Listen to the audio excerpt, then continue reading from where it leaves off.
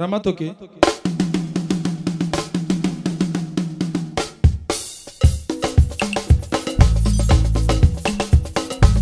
Parmi les champions, il y a toujours un champion. Je m'appelle Guigui Fall, l'ambassadeur, l'invincible. Je suis de retour pour monopoliser le coupé décalé. Dernier des productions, il n'y a que les flocomanes qui ont peur. Sinon, tu mangeailles.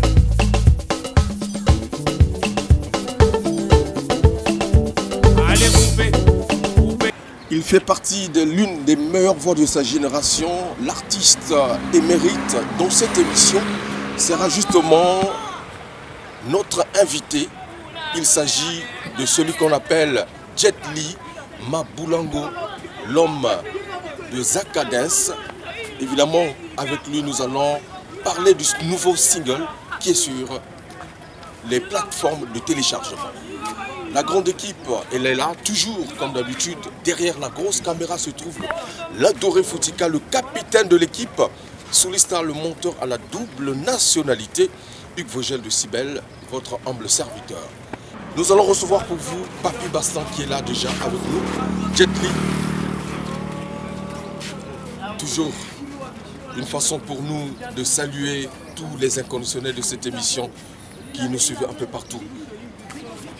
Bon frère, bonne arrivée. Merci, ça fait longtemps. Vraiment, en tout cas. Papy Bastan, noir. Ouais. Noir, je suis en tenue de deuil. On a perdu deux grands mécènes de ces pays qui ont essayé d'œuvrer pour les artistes congolais, notamment un grand frère, Jocelyn Mbani, et aussi Djoukende. Eh bien, on va s'installer puisque nous avons notre plateau de prédilection ici, à la corniche où nous sommes. Papy Bastan en abisso à la télévision, Farafara, nouvelle tendance, pour poser ma valise à la corniche. Papy, 2 albums, bravo, notez bien, après, il y a eu, moi, silence. Un grand silence, pas moi, un grand silence, Silence, vraiment. pendant 5 ans. 5 ans. Ouais. Qu'est-ce qui justifie silence on a? Je justifie manque de soutien. On a tout soutien à la vérité. Un artiste, il ne doit pas être producteur et manager lui-même. Mais dans le Congo, tout comme artiste, il y a producteur, manager, parolier, tout, il y a ça. Donc, on peut ça vraiment bien. Et pendant 5 ans, il y a eu un accident, on a fini papa, noko. L'état de santé n'était pas bon, donc il fallait qu'on soit en bonne forme. On a bandi malembe pour enregistrer. Mais on a bandi ici là. Il fallait lancer nos pauvres vides les gars qui pétro. Fans, comment ils vont se plaindre. Et j'ai eu un papa vraiment un papa âgé, qui a fait un jour. Alors que mon fils, selon moi, selon papa, on a le que pour Nanga, voilà numéro 1 en Boko. Côté art, côté musique, soutien aux gens mais qu'on banga raté. Kendega les bosser un jour, où je peux pas soutenir. Comme ça, j'ai pas de soutien, pour vous le soutien, peut-être raté.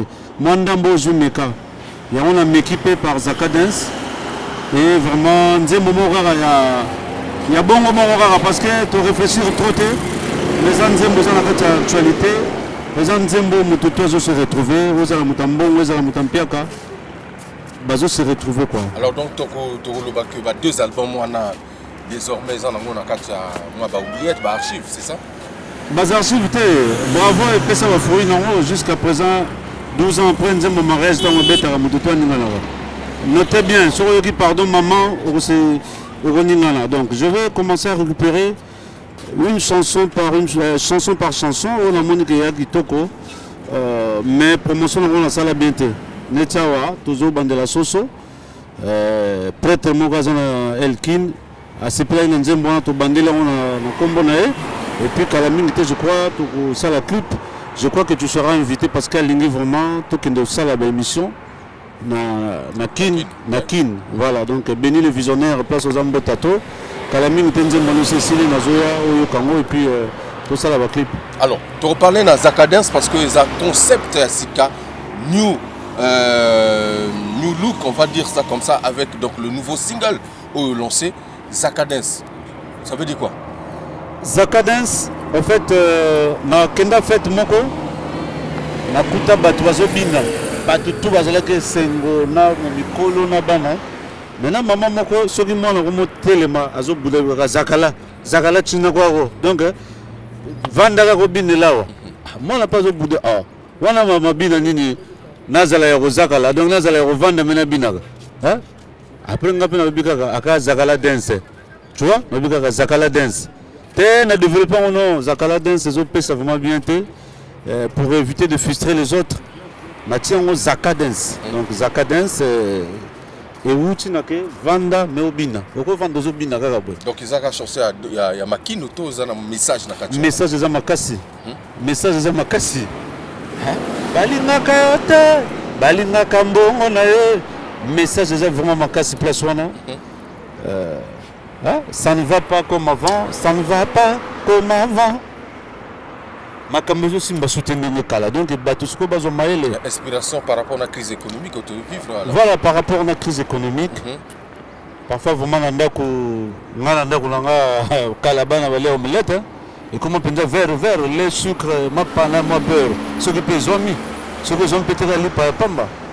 Dieu merci parce que va parler monsieur peut-être bana ba monde qui là avion mais ngana zo moi momo wana tu ko ça la même pub moi les mais quand elle est ma bande saucisson ni tout le retour dans 4 mais et bunga ils la ressource pour ces autres ça sous-souter. Alors donc ozo orienté congolais to ba mélomane bazala mayele na gestion ya mbongo. Voilà ozo orienté ba congolais bazala mayele na gestion ya mbongo soko zuma mbongo baka ezala te kansela na ndako monsieur soit prêt. Parce que tu es biso mabino batu ba bebisi mbongo makasi na mboko yo mbongo pe ya sala te peut-être aider moi structure moko boy ka ya sakana ya même batu parfois côté place on boka mbongo ako boka mbongo on a clip que mutaza na boîte mazo viser mbongo mais à la fin c'est retrouvé que batu kabola mbongo bazo ya susu ko mona hote bazo ya susu ba peine na hote ça message ko so za na mbongo kabola taba bato ba petite moyenne entreprise ba coordonner bazar biso ba artiste petoza so kabinga mbongo na kota studio na conseiller bato eza mabete ke ozombo ngomi ko bwaka moto bwaki mbongo wana ebite ndina ko sala na mo eza mbongo a projeté on a édifié bato na genre wana susu et puis biso tout son mael tout ro so ki mbongo monani pe bani to ko salaka. Alors j'ai l'impression que ozo miser mingi na carrière na yo yomoko. Et puis le single, est-ce qu'il y a eu un producteur ou comment? Jusque-là, il n'y a pas un producteur. Hein. Jusque-là, Baninga Motoba Edenga, c'est-à-dire Vosé la Roya na micro boye na lobby. Dodi Dongo Mobu, Togo le Babon Papi na foutu au studio. JR Kapala, Akolo Babon Papi na foutu séance. Vincent BH, Akolo Babon, Silissa, Nalo Memayonette na Kin pour la émission. Nazana Moninga Moga outil Londres, Pagui qui est dit. Les bourgeois de Conventry. Il y a pendant le bon, si les Samakamona à Congo, après au Royakin, tout ça là-bas émission, Tokeneti Cameroun, parce qu'il est de deux côtés, Camerounais, Kinois, Congolais, Token de Cameroun pour ça là-bas émission. Donc moi, bah, aider bon. Mais à niveau à Paris, dans un Syriac, Basoka, mon oiseau mec à beaucoup de Sanzembo, na réseaux sociaux, na radio yakuna, na banini, et puis toujours la jusque là, côté on a une grande chaîne pour les chaînes musicaux internationaux. Alors, ton moni-clip, hein, avant de proposer on a des téléspectateurs tout à l'heure, puisque déjà voilà, le clip fait la une actuellement. J'ai l'impression que au côté de la dimension musique internationale. Est-ce que c'est pour conquérir ce public-là ou parce que c'est les gens actuels qui font vraiment vivre la musique? Non, c'est juste pour éviter la monotonie aussi. Hein. Tout ce qui est monotone, makasi. Tout ce qui est vraiment monotone, makasi, biswawa. Tout ça là. La Congo, tout ce qui est monotone. Mais il faut le dire, c'est la vérité. Les gens ont bombarder. Tout ça là, baromba. Mais quand la vandana me dit qu'on va bondele, en zembé zo beta, tout ça là, une route, tout Pointe-Noire, toqué d'Olizy. Na tcheka C2 en amoko. Alors bien, mais change de chanson. Voilà, le change de CD, change de chanson. Mais les chansons, ça change. Quand tu as une petite pause là, c'est-à-dire... Mais moi, je trouve que c'est la même chose. Donc, il faut te mettre au varier. Là, la métier au varier, dans le style moroboé, on peut continuer la tendance. On va afrobeat, mais ils appellent en côté pour souka na zone elle sous seben, maman na seben. La zone elle seben. Donc, tout le temps, c'est seulement ça. Mais bon, après Zakadens, on a proposé Vite à vie. Vite à vie. Et qu'on a la rumba, mais style Moussous. Style Moussous, déjà on a des records. Parce qu'il n'y a pas de tendance, il y a tant, et une musique il va arranger la chanson Vite à vie. Tu bandit déjà au travail, Daniel Kabongo, Bazope Samael, tout ça, pour éviter de la musique, parce que voleur ou pas, nous les rabissons, on va boire tes obètes à ma sauce vraiment. Et comme une tendance, il y a un générique, il y a un coupé décalé. Rumba, Penza. Nini texte to génération oyo les hommes comme texte ngana baninga na ngato komaka très bien baninga na ngaba collègue ba ningo na bango kitoko ba composer que bien mais ça makambo ya tendance mikolo yo ba petit na biso poto ba collègue na biso poto ba coach style moko boy côté li batutu biso tozawa tozo koka penza parce que to kenda sous poto te moi to imposer style wana na poto ezate poto zo suka kaka. Donc tant que tu as des poteaux, style Nabiso Toko imposant au na poto, mais les lots sont continués dans la poto, à part Seben. Pour moi, voilà c'est long. C'est long. Maintenant, si on a partout, bravo. Partout, bravo. Mais en tout cas, on a Abidjan, South Africa, Afrique du Sud, musique la Congo, Brazzaville, vraiment, vraiment trop. Alors, on va marquer une pause, mesdames et messieurs. On va vous proposer donc Zakadens. Hein? Zakadens. Donc Zakala Watina. Voilà, version en tout cas. Zakala Watina. Zakala Watina. J'espère que Jodel Ekoudi, mon frère, voilà, va se retrouver. Christian Mokito, Linda Lala, toujours au maximum. La main puissante de Aladini Abdallah.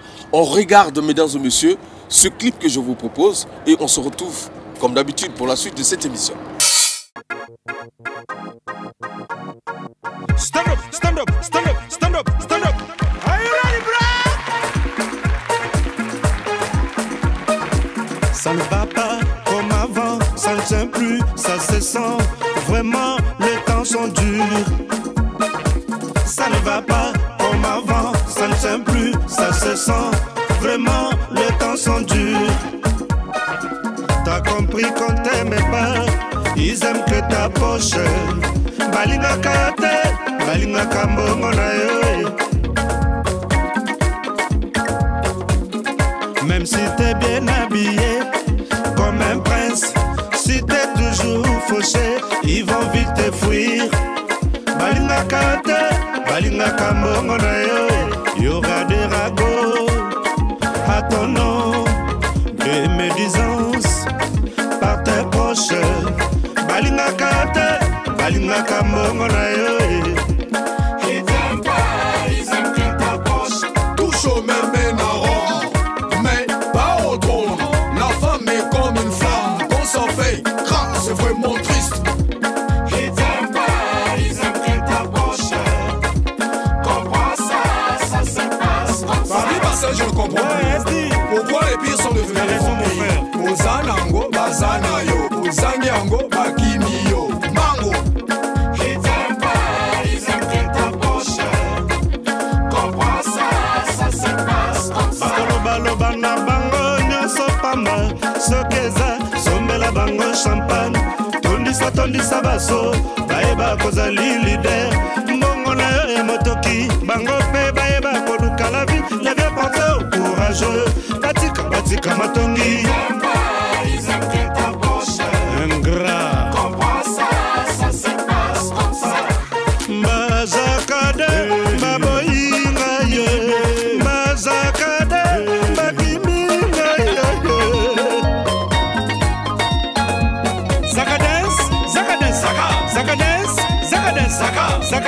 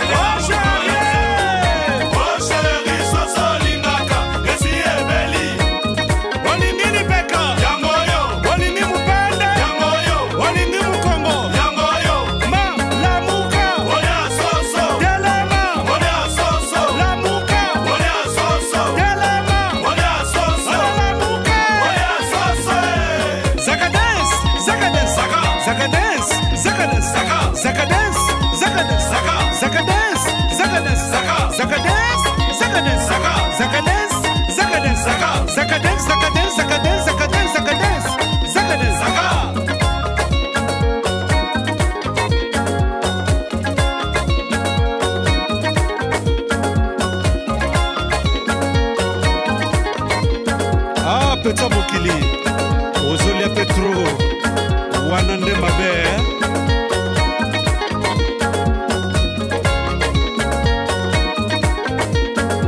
Zakadance, Zakadance, Zakadance, Zakadance, Zakadance, Zakadance, Zakadance, Zakadance, Zakadance.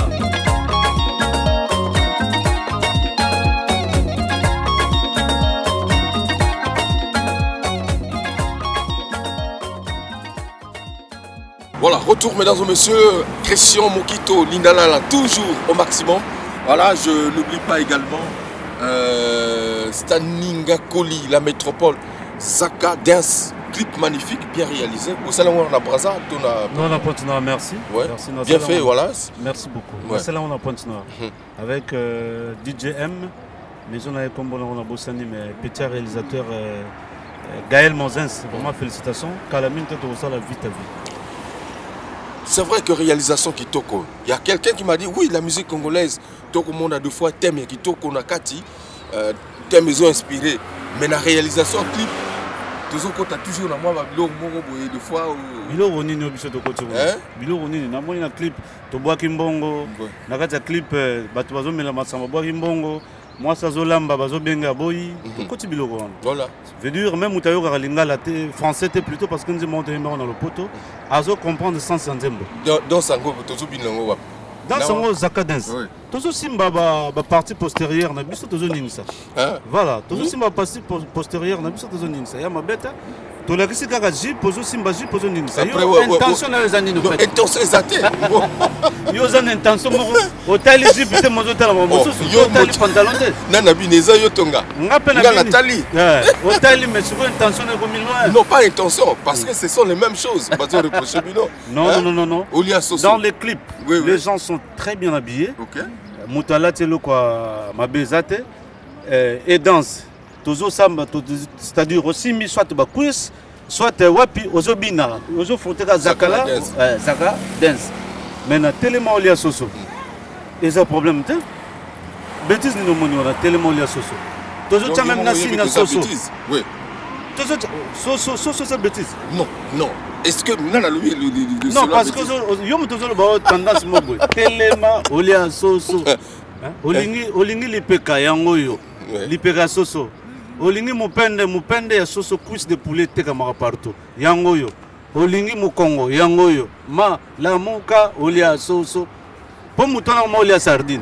Vous comprenez? Mon si la mo olia sardine, c'est que tellement zongela forme nengo zalaki kalapo bana su olia soso. Très bien.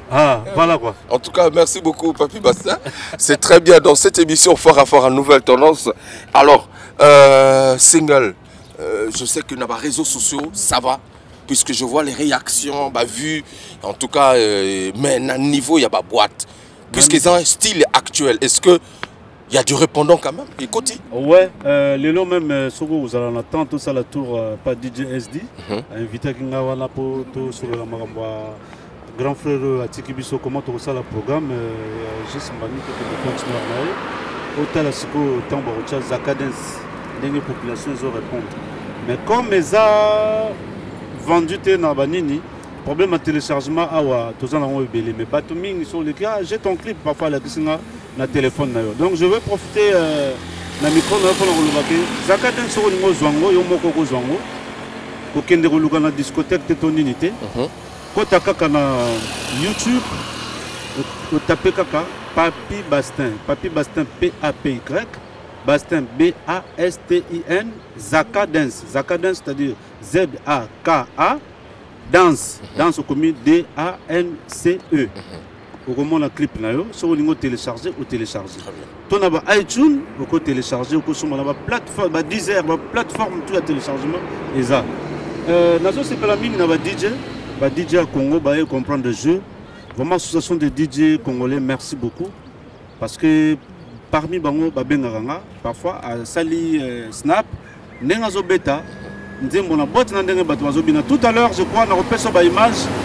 On a la même bateau d'accord. Et vous avez la image sur téléphone.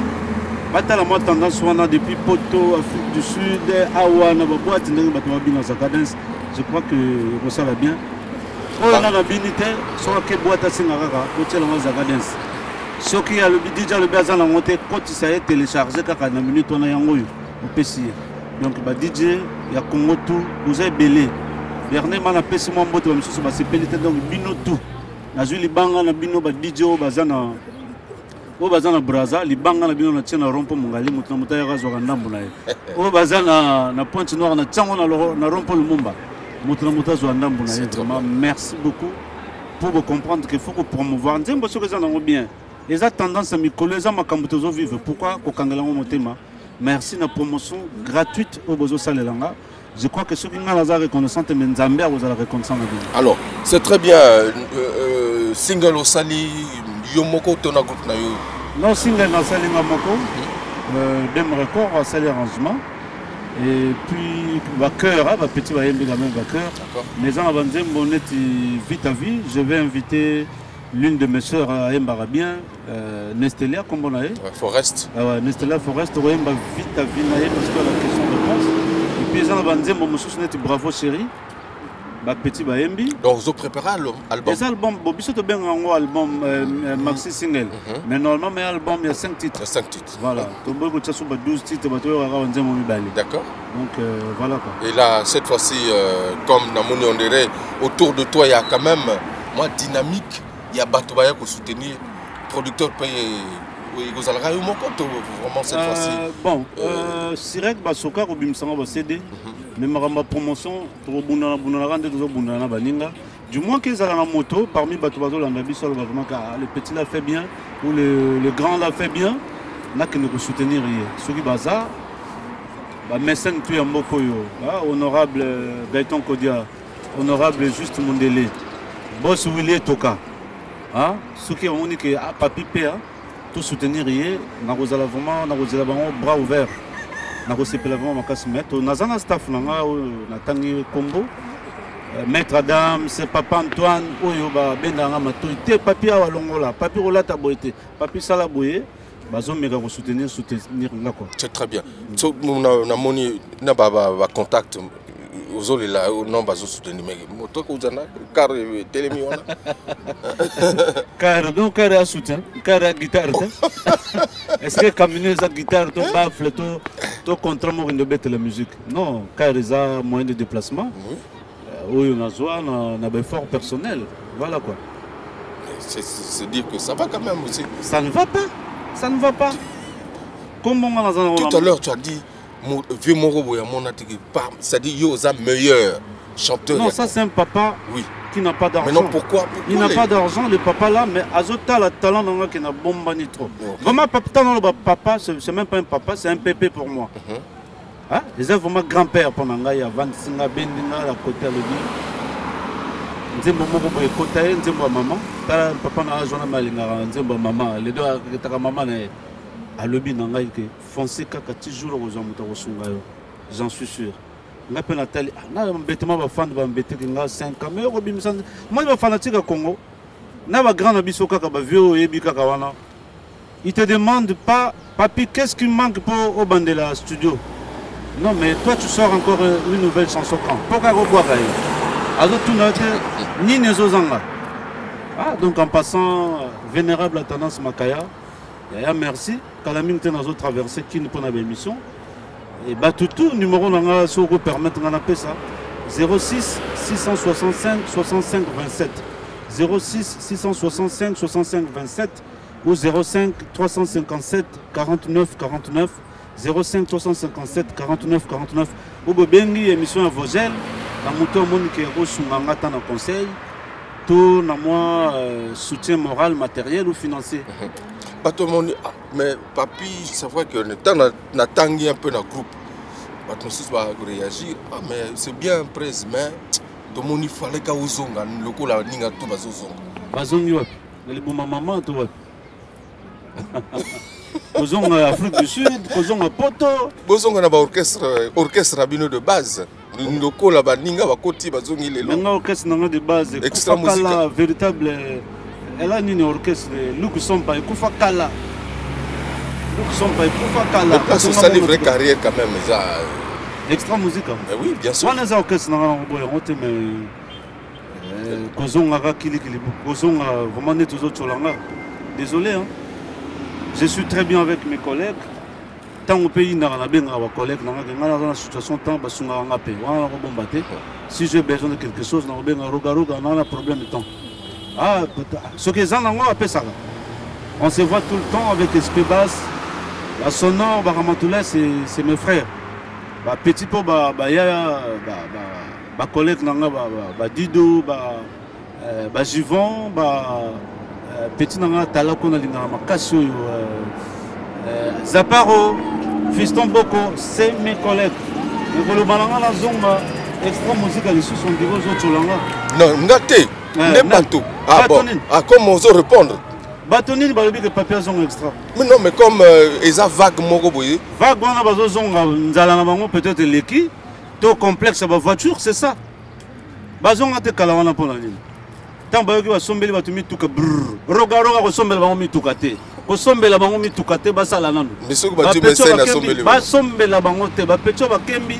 bazonga mpona bulo bato bakozalaka na complexe ya buto babongo donc mpona yo donc kanisi ke bazongi mpona mituka mingi bazongi mpona nzala ezosimba susu te nzala eleki kaka te nakendeka comme bagarde barelation bien te amoni ke so nasengi peut-être bakopima ozomona ozodécouragé baninga o bazodécouragé bango te nzala bayokola yango soni te Vogel oza chroniqueur mais lor moko na pembeni mpe tosololaka ntango nzala elekaka na bengaka Vogel okolukelanga mwa kamar wana nga na bombaka te comme nga mpe ntango elekaka na bengaka ah rogaroga vraiment wa nzala eleki bien mon frère Doudou Kopa oza wapi Doudou Kopa bastan aza te ah vraiment situation vraiment moyen te vraiment lukelanga akopesanga comme il peut revendre papi okolukelanga carte nalobi te ke rogaroga na Doudou bango balenda na bango bombeza te bango baza na l'art na bango mais biso tozobundana nani parce que toza soutien ndenge moko te on ne soutient pas de la même chose baza na soutien na bango ya likolo lelo biso tozobundana nani mais bato tout place baza na bandako bayebi ke papi Bastin chante bien bayebi ke papi Bastin soki batie soutien okende likolo donc voilà quoi eza mapoko bomba te donc nde bazongi extra bravo parce que moi ça me faisait aussi mal bato balobako extra vrai extra eza extra ya bino net extra ekoma ya faux te et pourtant bapeti wana tout bakasumbalesa bajivon bayembaka mpe bien bazobinisa biso na baboite lelo bayembaka mpe très bien mais bato batikala na tendance moko yake extra ya kala tututu donc bamasa so bazongeli baniere batravaille nanu maintenant qu'est-ce qui fait ça que ton nom soit na etikala na kati esprit ya bato que non vrai extra musica ezalaka ya bino wana wana faut tuna bafani nga na répondre te non mais yo moko ntango omonaka alui nga ntango namonaka nalobaka toujours moko mosusu na ntango na groupe na biso ya WhatsApp bato basilika mabe mpo naloba nga nasala bavocal oyo eza na bavaleur ya balbum ya bato mosusu vocal mais valeur ya album parce que so ebandi kaka héritage bolingo na pale bakoyemba so ebi un petit souris vaut mieux na pale bazoganga papi Bastin alangweka sira melite na pale bazoyemba mais bapeti bayi na moment oyo ke bakuti tendance moko ya ndule donc bato so babinisa bani moye bakende peut-être bayoka banzembo eza te kita bango babanda composer banzembo eza na bastyle ya lelo mais c'est des pour moi bayembaka bien na kati extra bakozwa moto n'importe qui pété c'est vrai que bapeti biso to marka trop bapeti mpo bamarke fo babose mpe trop tosala bapreuve o bapeti nano basali te tobeta bazénith tozwa bakora ozomona bapeti bavoisana bona babeti zénith te ozomona donc tout ça ezojouer rôle moko ke bamona biso ke biso tolaka danser c'est dans ce sens quoi. Mais la petite bien mais nini kaka de comment est moi malédiction moi joie ni ma honte na public. Alors on va parler de toi, on continue de parler de toi puisque donc parce que na mécanicien te naza pe concessionnaire te na te wa communauté. Donc moi qui m'ambalanga et comme un petit point noir. Na kinda na un petit point noir s'occuper et dans la parking kaka wana. Bon yanda kutia au filmer. Bon yanda ko filmer na we kufa wana filmer poto lo bagay na somba quand même te. Papi Basta. S'occuper kufi na ko kende na océan du nord na du bus na ngati point noir. Na na nyonga mutute. Une fois pe ba mona na. Et puis na ko jo bus te parce que na zona ceinture mikolo ya makasi trop. Son abina kende point noir gère kapala ko ba ko jo billet. Son abi ke na ko lala wapi do di dongo mukuta ko lo ba. Ya ko lala na ya ko lala ya Muka meilleur hôtel la Pointe Noire olala. So abika na kende Cameroun. Vincent Bessa ko ba Bastin Zelanga na sombelo billet. Hein? Est-ce que non, est-ce que Zamabé koko ta bus en ko kende Pointe Noire en tant qu'artiste. BS. Et Zamabé ta puisque na poto tanto kende ke Mikili. Pour tamla na bani ba bus. Na Cape Town, na kenda na so na ke Jobu, na du fakti Jobu. Jobu Cape Town. Jobu Cape Town na joaka na bus. Na kati ya Cape Town na tambo. Beso ka na mati mal à l'aise problème ezali. Problème ezali sur mati mal à l'aise.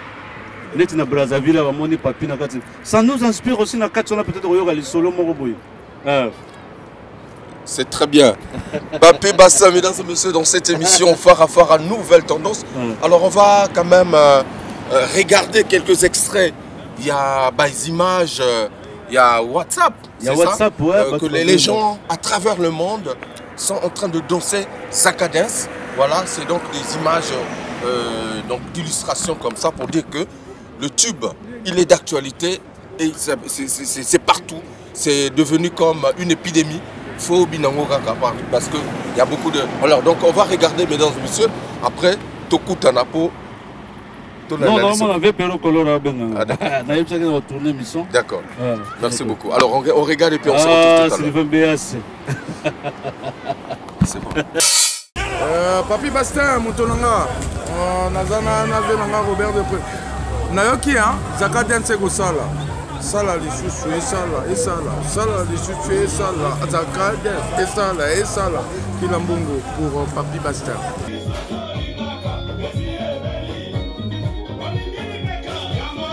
Olingi Mopao, Olingi Brice na Basta entala bana bazobina babina Zakadens.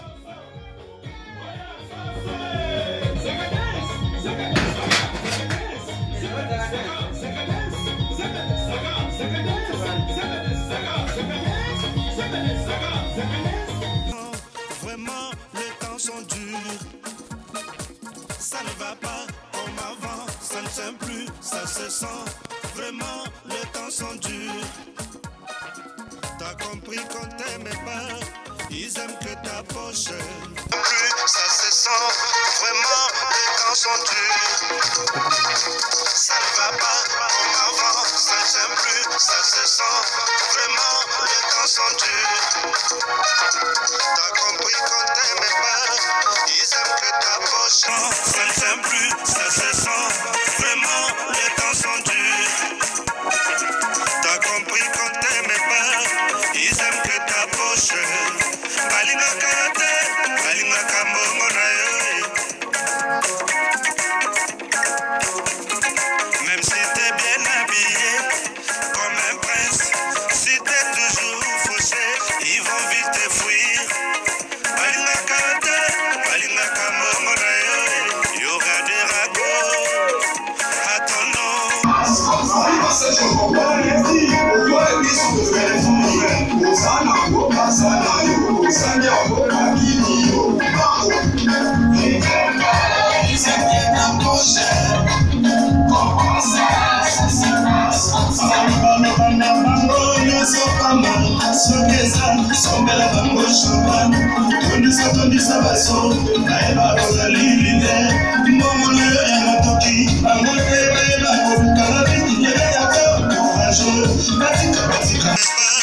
Ils aiment que ta poche.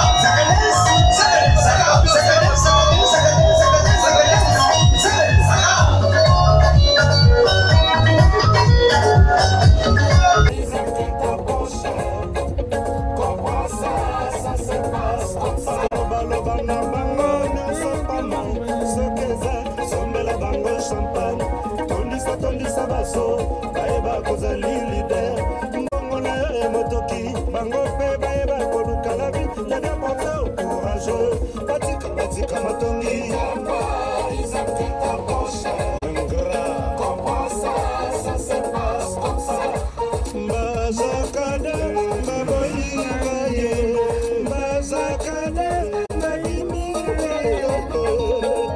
partir là.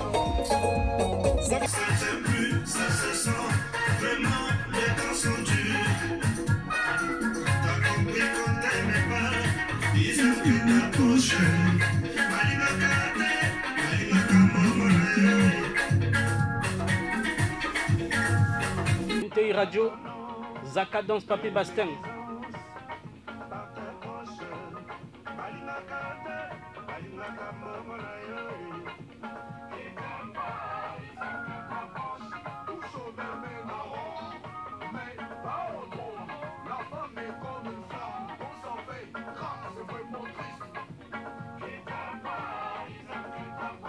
Romy Allemand, je n'oublie pas également tous nos amis qui nous regardent à travers notre page YouTube. Voilà, je suis avec Papi Bastin. Et tout à l'heure, donc, lundi, moi, des extraits, il y a WhatsApp, il y a des images capturées pour dire que le single vraiment marche très bien à niveau des réseaux sociaux. Et donc, actuellement, tu es à Brazzaville ou aux Anapop Noir? À Brazzaville depuis près de 3 ou 4 mois, nous sommes vraiment sur place parce que nous avons une promotion au niveau de Brazzaville. D'accord. Je crois semaine prochaine, pour matin aujourd'hui, deux grands hommes. Il y a Média, il y a Mécène. En l'occurrence, Juste Mbani, le collectif. Djoukende. Il faut même la continuer parce que je me rappelle, Djoukende, il y avait 2 buts. Quand on a vu un côté extra, on va guider un peu quand même. Donc, on a continué pour assister Djoukende. Et puis, Ghislain Mbani, c'est un grand frère. C'est vrai que ça fait longtemps. Djoukende a Koufina Poto. Djoukende a Koufina Poto. Oui, donc le corps va arriver. Je ne sais pas, je parle du programme, mais le programme, il y a Ghislain Mbani à Koufina. Voilà, tous les Alawana, surtout, on a assisté vraiment grand abisso parce que c'était l'homme de tout le monde, hein, il faut le dire.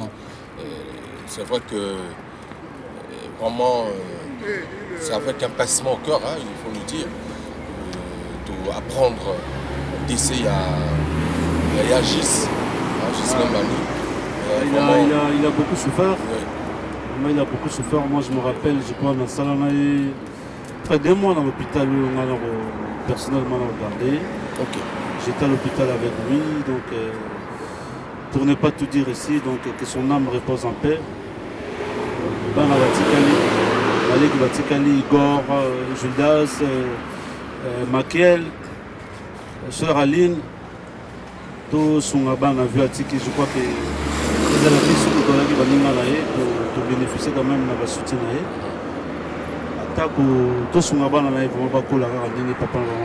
C'est bien. Alors donc dire que programme, parce que tout ça déjà la grande vacances, est-ce que moi programme Ezali, il y a ma playback, il y a moi concert présenter, continuer la promotion, il y a single. Ouais, programme ESA, je crois d'ici prochainement dans vos PSA au programme. Parce que Makamba Congo va surtout le bakuna te ko bet ça a été donc tout comme bon mais va playback les gens ont belé moi aussi toujours boyara parce que ba kitsa biso peut trop c'était ah aujourd'hui on monte na boîte au PC moi te boter la peu valeur à l'artiste donc mais tout ça là tout les la ronde il y a promotion même gratuite na ba boîte et tout à l'année Zaka dans ces OPC là et puis tout copier sur ba image programme à ESA. À niveau, il y a RDC manager Azamana, Sylvain BH, Moutadui 2 concerts. Pour la première fois, on a la RDC, mais dans la ville, il y a Matadi. D'accord. Donc, on a décidé là, je crois, on a quand même toujours pour ça, vous avez la presse, vous avez la presse pour que nous ayons la sauce est belée, donc la sauce va faire, mais belée, va faire, mais tout nous y a bio, la sauce, il y a sauce. On a tout y a la sauce congelée. Donc, Sylvain BH, Maître Adams, grand coiffeur, le visagiste. C'est très bien.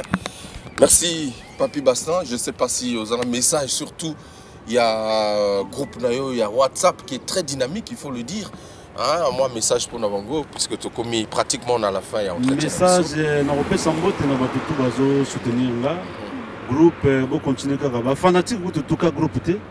Fan de tout, je crois, numéro 6 Bozui. Bon, les bateaux pour soutenir Papi Bastin. Le niveau Pointe-Noire, grand posa tellement belé. On a monté dans le Nord, dans le Souka. Le grand tour va porter les Papi Bastin. Le vote est vraiment la place tour de ça. Zamba Rosonga, je crois. D'ici là, ma camborota, ceux qui ont soutenir Papi Bastin, bien à l'émission. Ton numéro, on a appelé ça 06 665 65 27 05 357 49 49. Donc, Makambo Belé Zate, artiste vraiment te perdre, Batumi Balé à valeur, juste Mbani. Les mots me manquent, vraiment, je ne sais pas comment témoigner. Et Djoukende, voilà, qui Batuma, vraiment, surtout Djoukende, avec vraiment mécène, car cela me tient. C'est ça le monde. Et on y va Pointe-Noire, Paternicita. Merci de votre soutien, tout ça, la Guy Hassan, Mbiaka Presse, Perro Color, Grande Boutique, Dashna Love, grâce au Pina, Marlène Lachopa, grâce au Pina, Marlène Lachopa. Merci pour votre soutien, Bozo Salara Salara Bisoka, Bozo soutenir qu'il faut que vous ayez Zakadens. Le bateau tout, qui est dans YouTube, tapez Papi Bastin Zakadens, vous rejoignez mon nom à la carte portable, et puis voilà quoi. Très bien. En tout cas, je voudrais, à travers mon micro, présenter les vives félicitations au groupe Chifumba qui était à l'Institut français du Congo le week-end dernier. Également, je salue mon président Léli Makosso. C'était Léli Makosso. Voilà. Ouais. C'était donc la présentation de l'hymne du royaume Luango. On était dans la salle, c'était bien. Vraiment, initiative Moko Kitoko, vraiment bisous tout Sepelaki. Alors également à Brazzaville, je salue Julien Antonio qui est dans les couloirs de Brazzaville. Il est venu pour la promotion de son single Nécromatie. Voilà, je pense que prochainement, Toko Yambaye Penakata émission pour avoir beaucoup d'informations concernant ce single. Merci Papi Bastin d'être passé dans cette émission. C'est à moi de vous ça fait longtemps. Mais aujourd'hui, grâce justement à ce single, je pense que les téléspectateurs t'ont encore retrouvé dans Phare à Phare à Nouvelle Tendance. Dans Phare à Phare, je crois, je ne vais pas me fermer de porte. Je vais revenir non du tout, bien au contraire. 2 semaines après, chaque fois pour informer, parce que je vous félicite que l'émission Phare à Phare est beaucoup suivie. Merci. Vraiment beaucoup suivie, que ce soit sur les réseaux sociaux, que ce soit dans beaucoup de pays. C'est une émission très suivie. Très bien. Merci en tout cas, mesdames et messieurs. C'était donc Phare à Phare à Nouvelle Tendance au bord du fleuve, donc à la corniche de Brazzaville. Un cadre que nous avons créé pour la circonstance. Je pense que vous avez aimé cette émission. Prochain rendez-vous, toujours, vous le savez, dimanche à 12h, jeudi 22h. Et retrouvez-nous sur YouTube, notre page Phare à Phare en Nouvelle Tendance ou Hugues Vogel de Cibel. Merci à l'adoré Foutika, le capitaine de l'équipe qui était derrière la grosse caméra image 3D. Soulistal, le monteur à la double nationalité. Voilà, Hugues Vogel de Cibel vous dire au revoir. Padjek Sungumba à Pointe-Noire, salut. Et je n'oublie pas également Raymond Sambo à Pointe-Noire. Merci beaucoup, Papi Bastin. Je pense que... On se retrouve à Pointe-Noire. Ouais. Voilà. Merci. Merci beaucoup. Merci beaucoup. Ramatoke.